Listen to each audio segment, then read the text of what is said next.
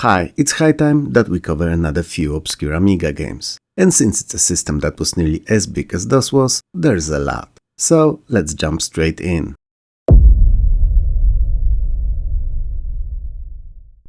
Capone is a first-person shooter. No, scratch that. I don't want you to think that it's anything like Doom. Capone is like Operation Wolf, but not as good. That somehow also sounds really bad.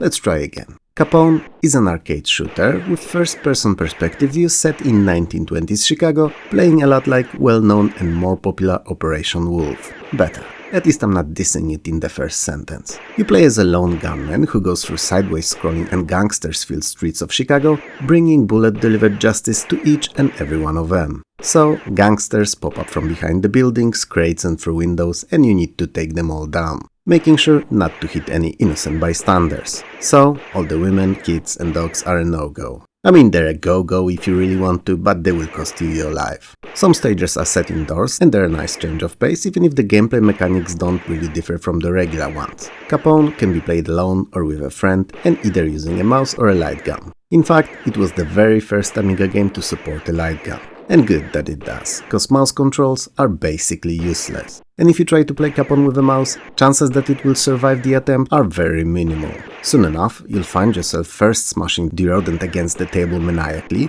and then throwing it around the room, screaming, shouting and swearing the game out. In that order, or all at once. Or, which is always a better choice, you can just play something else.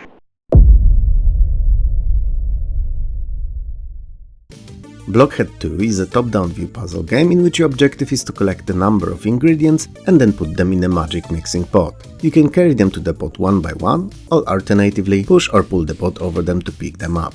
There are 4 kinds of ingredients, each having different properties. Green berries, which look deceptively like apples, have no special effect or function to them and can be easily picked up and carried. Mushrooms are poisonous, they're the red caps, so no surprise here, and they decrease your energy when carried. So it's a good practice to move the pot close to them before you pick them up.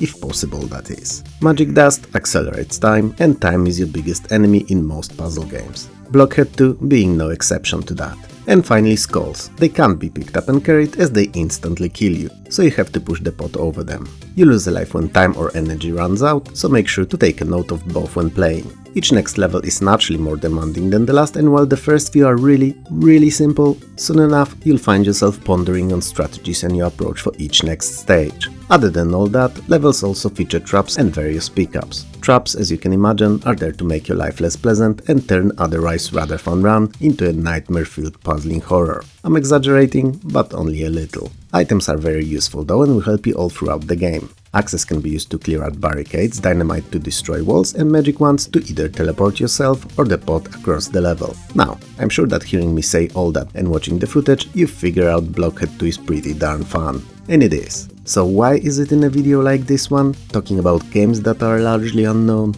Well, take a guess. Go ahead, I'll wait. Did you bet on the release date? Of course you did. In 1998, not only Commodore was long gone, but the Amiga's user base was not even a fraction of what it was before. It consisted literally of 17 dudes. 2 in my hometown, 1 in Pittsburgh, Pennsylvania, and the rest equally split between UK and Germany.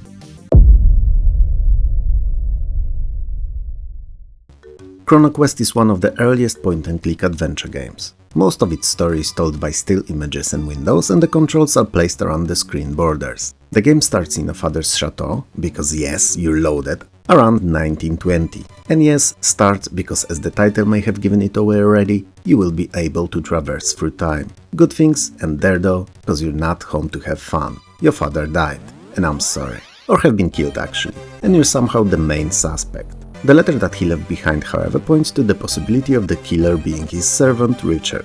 It doesn't say so in those words, but since you know it was not you and have the letter, that's the first and only clue you could find, definitely pointing to Richard.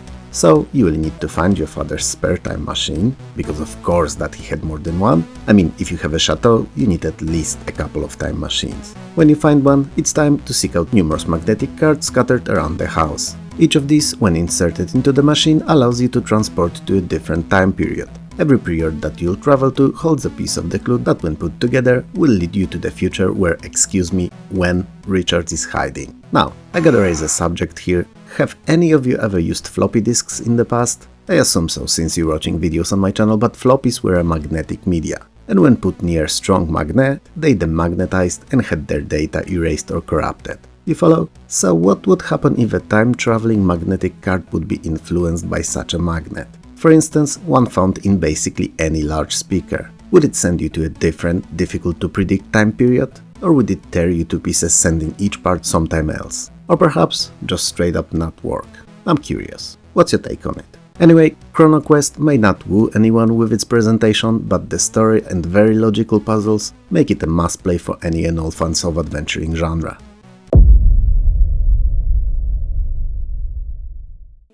Bograts is a puzzler, and a mix between Lemmings and Sleepwalker, so if you've played both, you can pretty much figure out exactly what I mean by it. The gameplay idea revolves around you playing as a large Bograt, a mother perhaps, that has to manipulate the environment to allow safe passage for her two kids straight to the end of the level. Now, said kids, same as Lemmings, just wander around aimlessly, only changing direction when they get in contact with an obstacle. They can also die if they fall in a trap or get killed by an enemy, whereupon they regenerate and respawn at the level's start location. Most levels comprise of you running around and trying to figure out in which order switches operating the traps should be thrown, which blocks should be pushed and where, and finding lifts to use for your kids to move around. While there is no time limit in Bograts, and it's good, because other than the first couple stages each next is much more demanding than the last, the game uses a save system. A save system that requires you 20 hearts to be able to save your progress. Initially it may seem like a busy work, but trust me, grabbing them and safekeeping for when needed will be a huge help, especially that the hearts also work as your hit points. So, whenever any of your small ones dies or you take a damage, 5 of these hearts perish from your stockpile. The game doesn't end for as long as you have at least 1 heart left. Your kids are not useless, however, and one of them can kill the enemies while the other can pick up and use keys. They can't do it vice versa though, so timing to make sure that the right one will face the enemy or the door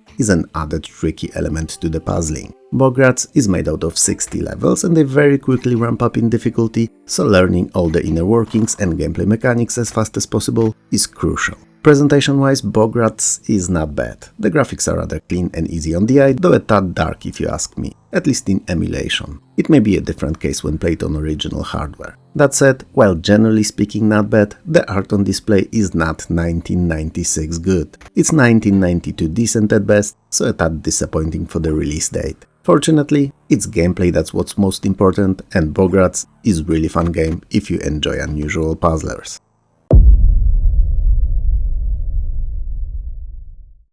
Citadel of Vras is a sci-fi themed turn-based RPG that was clearly inspired by a much more well-known Bard's Tale games. You control a party of 5 adventurers who are the last line of defense, standing between the mythical Talisman of the Truth and the space pirate Sarkov's forces that overrun the titular Citadel of Vras located on the moon Nigris orbiting planet Vras. Why is the talisman so important? Well, it is said to contain secrets of the so-called Old Ones. Mythical ancient beings who supposedly once managed to abandon their physical form and moved on to living endlessly among the stars. And if there's one commodity no one ever has enough of, it's time. Money can buy you a lot: luxury items, health and medicine, access to the latest and best technology, but not time. So becoming immortal is the only thing that's truly priceless. You start the game by creating a party of your braves, picking between 5 races, keeping in mind their spread of stats, so intelligence, constitution, dexterity and luck, and that they also may gain access to different psychic abilities upon leveling up eventually. So yeah, you guessed it right.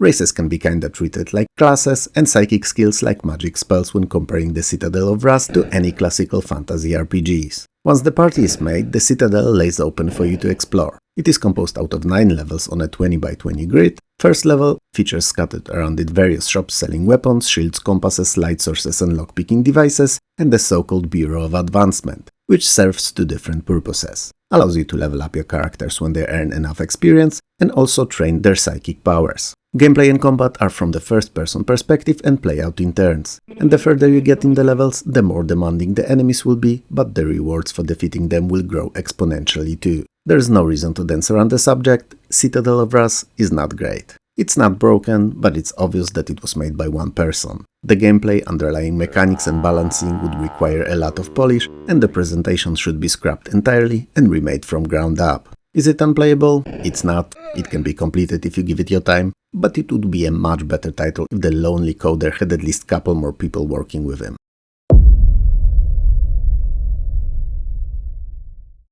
Borrowed Time is an interactive fiction crime mystery adventure game. What a mouthful. It's 1930, you're Sam Harlow, and your lovely wife Rita Sweeney has been kidnapped by unknown thugs. Being a crafty and brilliant PI that you are, you decide to save her yourself. Unfortunately, the case will not be as simple as you'd like it to be, as there seems to be murderers everywhere, behind every corner and every second interaction, all of them after you for some reason. Why? Nobody knows, but you will, as soon as you'll unravel this terrible mystery. Mystery that will have many twists and turns and will take you all around the city and its underbelly. Borrowed Time was sort of a game lost to time. It mixed new and old, cause on one hand it required you to use keyboard, same as most early adventures did, but on another it offered a point-and-click interface that could be used for some of the interactions too. Keyword, some. So you had both, but neither was perfectly fleshed out. Not my fave, the parsers, so I was not a fan of Borrowed Time, and especially as it featured many instant death moments, which I despise even more than typing in commands. If you add to it many of the puzzles relying on little trial and error, Borrowed Time ends up being tad disappointing. Don't get me wrong though, it's not a bad game in itself, it's a bad game for me.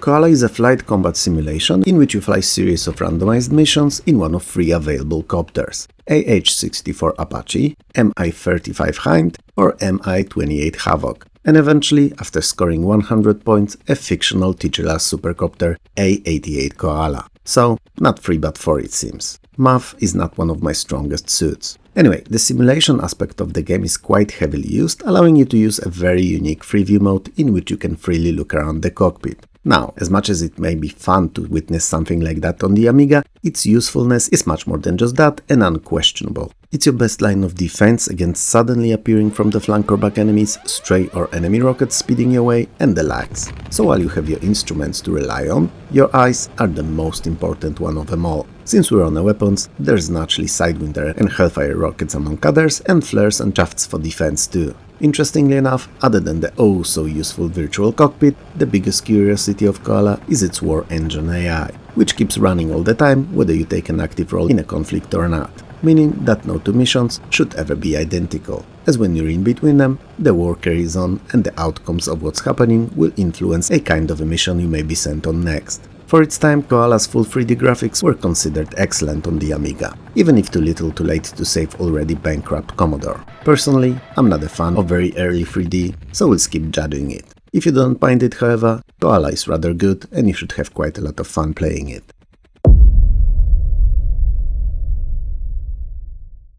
Bug Bomber is a pretty fun and unique take on tried and tested Bomberman or Dynablaster formula. So, if you like the two, you'll love Bug Bomber as well. It can be played by 1 to 4 players simultaneously and features 50 action-packed levels of exploding goodness. And believe it or not, it too, same as the originals, has a plot. You're assigned to squash the bugs plaguing the computer of some sorts, so you jump in, like literally in, and that's what you'll attempt to do, navigating its maze-like circuitry. There are few changes to the original though. First of all, your task is to change the color of special blocks scattered around the levels and then destroy the enemies. So rather than just killing, you also need to do something. Useful, I wanna say, but in reality it seems like a busy work, if I'm to be honest. Anyway, same as in original, you have bombs to dispose of the enemies, but that's not all, and you also get access to proximity mines, blockades and so-called hatchlings that track the enemies on the board and attack when within reach. Sounds cool, right? Good. There are also pickups in form of either letters EN that restore your energy and IQ that instantly make you smarter and able to complete any game anytime from now until forever.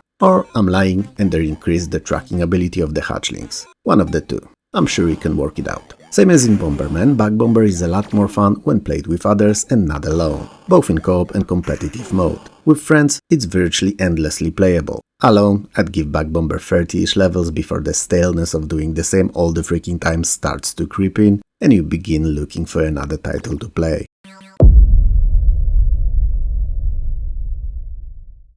Canton is a strategy for 1 to 4 players, mixing its main genre with a touch of action and trading too. The year is 1375, the place is Eurasia, and the Grand Mandarin of Canton issues a decree saying that whichever merchant of the Chinese Empire manages to earn the most through trading all around the world will be appointed Grand Chamberlain. These that will fail will be forbidden to come back to Canton, lest they be beheaded. There's so many things wrong with all I set up to this point, I just can't, even. Oh my god, cringe, I said it. Ugh. For one, I do not take orders from mandarins, oranges or lemons, regardless if they're small or grand and what color they sport on their peel. Banana or a pear, I get they're cut out to be a ruler, but mandarin? That's a no-no. And for two, or secondly, beheading other traders just because they're not as good as the best is silly on so many levels that I don't know where to begin. Fortunately, it's just a game, so we can ignore it all. Each of the players controls one merchant and 3 marauders, and has to utilize them best way they can to earn more money than the others in at least 9 cities all around the world, all the while making sure to disrupt opponents' operations as efficiently as they can. The game is played in turns, alternating between the players. Merchants can be used to trade various goods and defend themselves, and marauders can attack opposing merchants and marauders. Battles are simple sword fights between both involved factions, and the winner can either loot the defeated merchant or repel the losing marauder to another city on the map. Canton is not a difficult game concept-wise, and its underlying mechanics are rather simple and easy to grasp. Complexity comes from competition between the factions and random external events, like a plague for instance.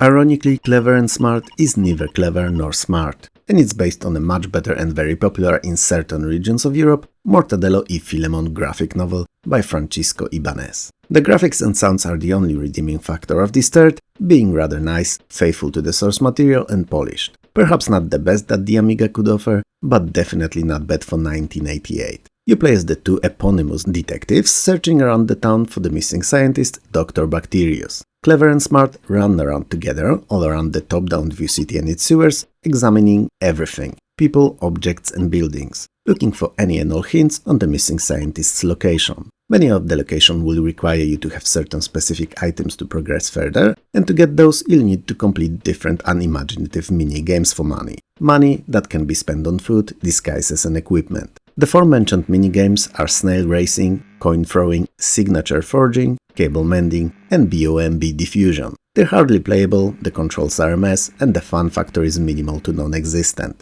Worst of all, you're not taught how to do anything, not told what's needed and where, and are just thrown into this weird, seemingly humor-filled world to fend for yourself and complete your quest. I say seemingly because I feel that all the jokes are either inside ones, only for the fans of the comic book, or they didn't translate well. At least I found nothing funny about Clever and Smart, other than the irony of the title, that is. If you wanna try it out, despite all I just said, go ahead, your time is yours, but remember that it's the only commodity that cannot be purchased, so wasting it is criminal.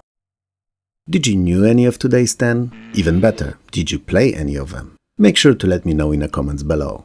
Also, the theme of today's entire video seems to be the time, and time truly is the only commodity you can't buy. You can get cars, houses, luxury items, you name it. You can get best healthcare, new and experimental drugs, and in some cases, even love. That last is questionable though. Love perhaps can't be straight up bought, but it can be earned or learned, so wealth, safety and comfort that the money provides can be factors in bringing it to life. At least one form of it. But time, well, we can't buy it. You can't learn it or do anything to get more of it. Sure, you can exercise, eat well, avoid stress and protect your body the best way you can. But you're not really getting any more. At best, you're securing the time you have already from premature running out.